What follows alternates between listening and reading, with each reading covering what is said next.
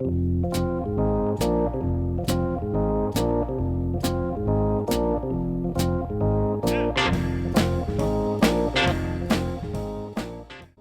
à toutes et tous et bienvenue pour l'épisode 3 des Lumières de l'ombre.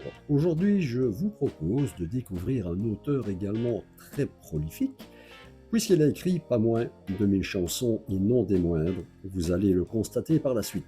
Il s'agit de Boris Bergman. Mais avant d'entamer cette émission, je voudrais préciser le fait que vous me voyez aujourd'hui sur City Light TV Belgique, mon diffuseur principal, avec un casque audio sur les oreilles. Eh bien, c'est parce que c'est techniquement plus agréable, mais c'est aussi parce que je suis également diffusé en radio, deux radios même, et je voudrais ici les citer et les remercier. Il y a tout d'abord Radio Ourtemblève que l'on peut écouter sur le 106.2 en FM, en DAB+, sur le canal 12B, et ça, c'est en province de Liège, et ce sera le mercredi à 15h. Radio Quartz également me diffuse sur le 93.9 en FM en province de Namur. C'est aussi ce que l'on appelle la radio des trois frontières. Et ce sera le jeudi entre 12h et 13h. Je vous invite bien évidemment à les retrouver sur leur site internet et leurs pages respectives. Et d'autres radios devraient suivre. Revenons donc à l'épisode 3 des Lumières de l'ombre avec aujourd'hui, comme je le disais en introduction, Boris Bergman qui a écrit pour les plus grands de la chanson française. Boris Bergman est né le 31 août 1944 à Londres. C'est un parolier, un écrivain, un acteur, dramaturge britannique d'origine russe. Il est notamment connu comme parolier des premiers succès d'Alia Bashung. On va y revenir. Les parents de Boris Bergman, pour faire un petit peu sa biographie, sont des juifs ashkénazes qui viennent d'Ukraine, d'Odessa et de Kiev. Le papa de Boris Bergman a été arrêté et incarcéré à Drancy. Il a échappé à la déportation. Boris arrive en France avec ses parents à 14 ans et est déjà passionné par l'écriture. Il fait ses débuts de parolier en écrivant sa première chanson intitulée Nocturne pour Eva. C'était en 1967 et dès 1968, le succès est au rendez-vous lorsqu'il écrit le texte anglais Rain and Tears avec Vangelis pour le groupe Aphrodite Child, le premier groupe de Demis Roussos. Il devient l'auteur d'une multitude de chansons pour les artistes les plus divers, dont Richard Anthony. Il y a aussi Dalida, France Gall, pour laquelle il a écrit Les années folles, La manie et La révolution, Shakespeare et pire encore. Il y a aussi Juliette Gréco qui fait partie de sa liste, Leroy Misère, notamment Patrick Juvet avec Sonia, Marie Laforêt, Pourquoi les hommes pleurent, Catherine Lara, dernière édition, Herbert Léonard, Mon cœur est comme une rivière, Mireille Mathieu, Nana Mouskouri et surtout Nicoletta, avec qui il lui a fait un merveilleux tube en 1973. Souvenez-vous, c'était Fio Maravilla. Voilà, pour commencer cette programmation, nous allons donc écouter le tout premier tube de Boris Bergman. Il s'agit de Rain and Tears du groupe grec Aphrodite Child, sorti en 1968. Voici cette chanson dans laquelle on retrouve évidemment Demis Roussos et Vangelis. Souvenez-vous, par la suite, il aura fait Les Chariots de Feu, un groupe grec dans les années 60 qui a connu un certain succès, mais surtout ce fut un immense succès en 68 pour Boris Bergman, qui a rédigé le texte dans une chambre d'hôtel sous la pression de l'éditeur. Celui-ci l'aurait même enfermé dans cette chambre afin de terminer le texte dans les temps, toujours dans le contexte des grèves en lien avec les événements de mai 68. Aussi, beaucoup de musiciens l'auront remarqué, mais le claviériste Vangelis s'est fortement inspiré du canon en ré majeur de Pachelbel afin de composer le morceau. Ce qui nous apporte, c'est évidemment la qualité du texte de Boris Bergman, Rain and Tears, Aphrodite Child en 1968, c'est dans les Lumières de l'ombre. Flashback. Flashback. Souvenir.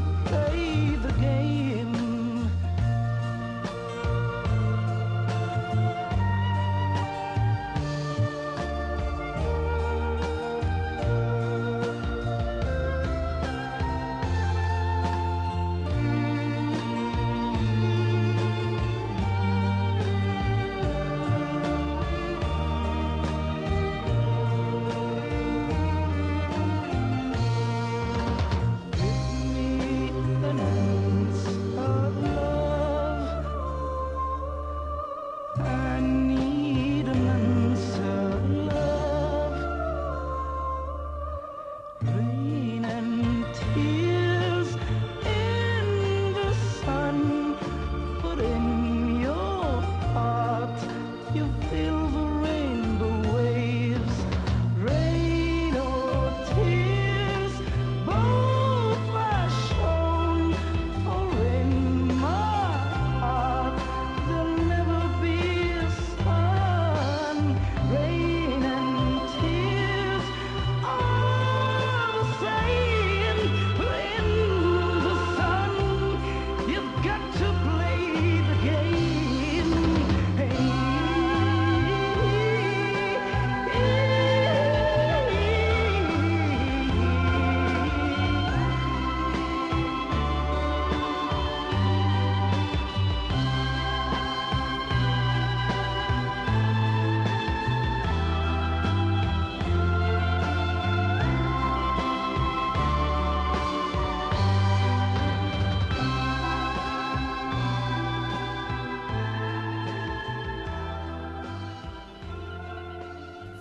L'anglophilie de Boris Bergman le conduit naturellement, dans la mouvance de l'époque, à écrire les adaptations françaises de succès anglophones. On lui doit notamment l'adaptation de la chanson du film Le Parrain, qui s'intitule en français « Par le plus bas ». Mais au fil de la collaboration plus engagée avec des chanteurs comme Maurice Dulac et Christophe, c'est au début des années 80 avec Alain Bachung que son style trouve sa plénitude au travers des succès que sont Gabi oh Gabi et Vertige de l'amour. Il apparaît alors comme le double du chanteur à tel point que les deux hommes se brouillent dès 1981, après qu'un certain journal ait consacré un grand portrait à Boris Bergman, chose qu'Alain Bachung aurait très mal vécue. Après 3 ans de brouille, les deux hommes se retrouvent pour l'album Passé, le Rio Grande en 1986, puis pour l'album Novice en 1989. Les deux hommes se séparent en 1990 sans quasiment se revoir, et c'est Jean Fauque prenant la place de Bergman comme parolier dans un premier temps, mais ça on y reviendra lors d'un autre épisode des Lumières de l'ombre. Dans un documentaire sur la chanson française réalisé par Philippe Manœuvre et diffusé sur Canal+, Boris Bergman affirme « Je n'ai jamais écrit avec Bachung, j'ai écrit pour Bachung ». Ce qui ne l'empêcha pas de lui rendre vibrant hommage lors de sa disparition. La manière dont certaines critiques ont perçu sa collaboration avec Bachung le fait sourire aujourd'hui. Certains journalistes de ce que j'appelais le triangle des Bermudes, et que moi personnellement, Alain Cornet, je ne citerai pas ici, l'ont un peu chahuté. Pour eux, il était l'auteur qui avait fait les vilaines chansons de Bachung pour les intégristes de Bachung. Sa vie commence à partir de blessures. Mais comme Boris Bergman a fait l'album Novice en 89, il y a 7 chansons en tout, ils sont bien emmerdés d'avouer que c'est le même homme qui a écrit Gabi oh Gabi et Vertige de l'amour. Bachung l'appelait le fou chanté, en référence, vous avez remarqué, au fou chantant. Avec son parolier Boris Bergman, Alain Bachung utilise dans ce titre un langage fait d'écriture automatique, d'images abstraites, de double sens, de propos surréalistes et de calembours.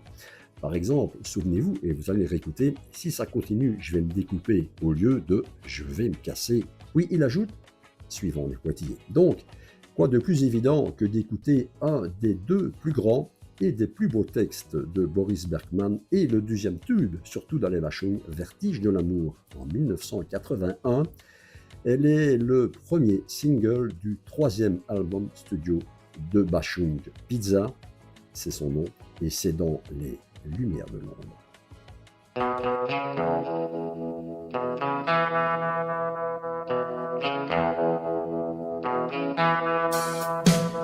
J'ai crevé l'oreiller, j'ai dû rêver trop fort. Ça me prend les jours fériés, quand Gisèle clappe dehors. J'aurais pas dû ouvrir à la roquine carmélite. La mère sup m'a vu venir, Dieu avait mis un kilt. Y a dû y avoir des fuites. Oh oh, vertige de l'amour.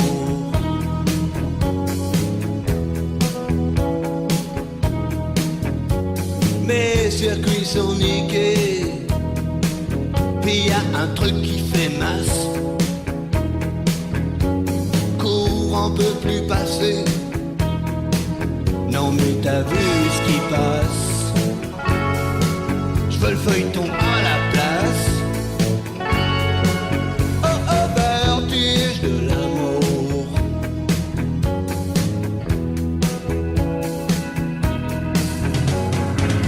Du choc de suie à Saigon. Je m'écris des cartes postales du front. Si ça continue, je vais me découper.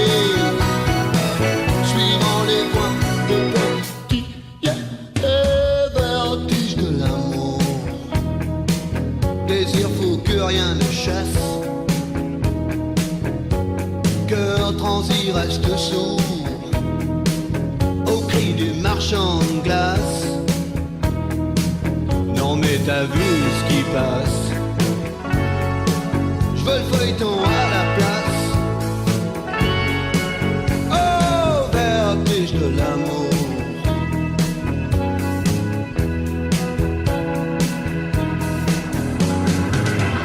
Mon légionnaire attend qu'on chante. Et la tranchée vient d'être peinte. Écoute, si ça continue, je vais me découper. Suivant les points qui vertige de l'amour. J'ai dû rêver trop fort. Ça me prend les jours fériés. Franchise et clap dehors. J'ai crevé l'oreille. J'ai dû rêver trop fort. Ça me prend les jours fériés. Franchise et clap dehors. En janvier 2022, il est l'auteur des paroles du single Ici Londres d'Axel Bauer. Ce titre, qui aborde l'idée de résistance, revisite les messages émis par Radio Londres pendant la Seconde Guerre mondiale et contient des enregistrements de la voix de Frank Bauer, le papa d'Axel, et qui fut le dernier speaker de Radio Londres durant la Seconde Guerre mondiale. Axel Bauer lui rend un hommage, Frank, décédé en 2018, à l'orée de ses 100 ans. Axel Bauer racontait la genèse de cette chanson. Elle est née il y a une petite dizaine d'années. À l'époque, mon père était venu à la maison, il m'avait raconté son histoire. Il m'a eu aussi tard et quand j'étais gamin, il ne parlait jamais de la guerre. J'ai vraiment découvert sa psychologie en lisant 40 à Londres, son autobiographie. On voulait faire cette chanson ensemble, j'ai enregistré sa voix. Je lui ai demandé de redire « Les Français parlent au français », ce qu'il avait fait, tenez-vous bien, 517 fois durant l'émission. Et Boris Bergman a écrit ce magnifique texte. C'est avec cette chanson que se termine l'épisode 3 des Lumières de l'Ombre. Rendez-vous bientôt pour un prochain numéro. D'ici là, écoutez, profitez bien de la vie, que tout aille bien. Axel Bauer, Ici Londres en 2022. Et n'oubliez pas, leurs plumes ont écrit les plus grands tubes. À bientôt. Portez-vous bien. Alain Cornet.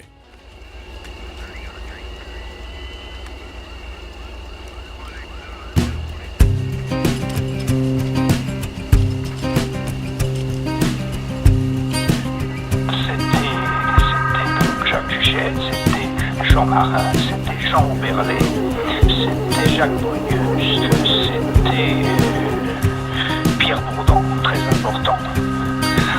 Les plus importants, c'était Maurice Schumann. Voilà.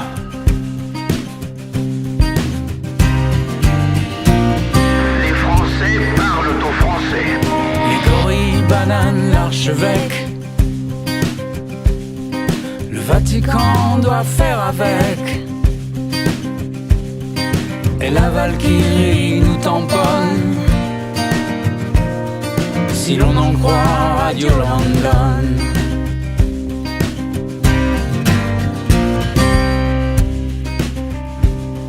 La girafe est dans les nuages,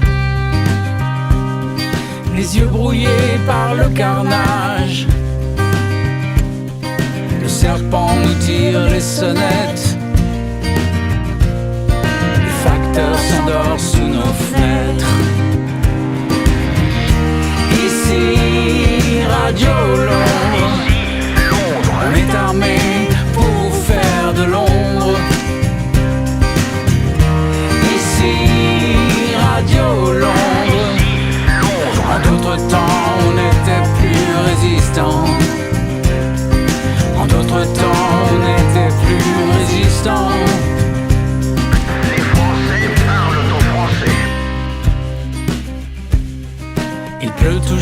sur Baker Street. Ce soir Sherlock aura la frite. Sanglots de violon à l'automne, si l'on en croit Radio London. Ici Radio Londres, on est armé pour vous faire de l'ombre. Ici Radio Londres, en d'autres temps on n'était plus résistant. En d'autres temps on n'était plus résistant. Aujourd'hui, 761e jour de la lutte du peuple français pour sa libération.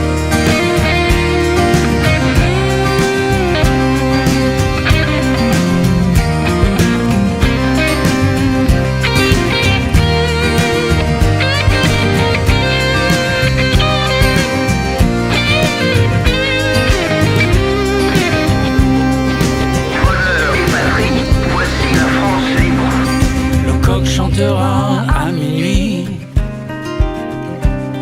sur le vélo de tante Amélie. C'est l'heure où l'angora ronronne, si l'on en croit Radio London. Ici Radio Londres, on est armé pour vous faire de l'ombre. Radio Londres, en d'autres temps on n'était plus résistant. En d'autres temps on n'était plus résistant. En d'autres temps on était résistant.